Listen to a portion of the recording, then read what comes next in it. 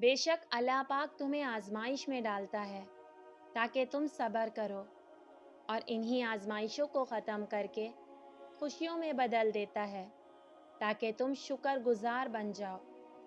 کبھی کبھار اللہ پاک ہمارا دل ایسی خواہشات میں لگا دیتا ہے جن کا ملنا ہمارے نصیب میں لکھا بھی نہیں ہوتا۔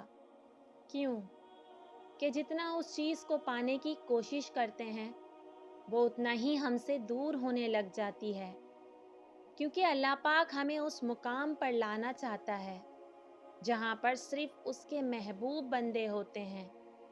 کبھی ایسا بھی ہوتا ہے کہ ہم ایک انسان کو اللہ سے رو رو کر ہر دعا میں مانگتے ہیں کہ وہ شخص ہمیں مل جائے، لیکن اگر وہ شخص نہ ملے تو ہم روتے ہیں، ہمارا دل ٹوٹ جاتا ہے، اور اس وقت ہمیں اللہ چپ کروا کر یہ یقین دلاتا ہے کہ اے میرے بندے، میں ہوں نا تیرے ساتھ، تو کیوں اداس ہوتا ہے؟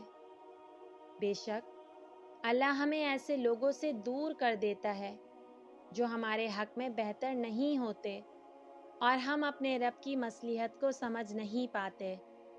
اللہ پاک ہمارا دل توڑ کر ہمیں صبر کرنا سکھاتا ہے تاکہ ہم اللہ کی طرف رجوع کریں اور اسی سے محبت کریں، کیونکہ سچی محبت کا حقدار صرف اور صرف ہمارا اللہ ہے۔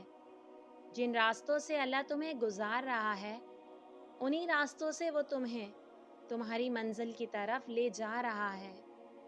ایک ہی دعا کا تمہارے لبوں پر تسبیح بن جانا اس بات کی نشانی ہے کہ بہت جلد اللہ تمہیں وہ چیز عطا کرنے والا ہے جسے تم چاہتے ہو۔ بس صبر کرو اور اللہ پر یقین رکھو۔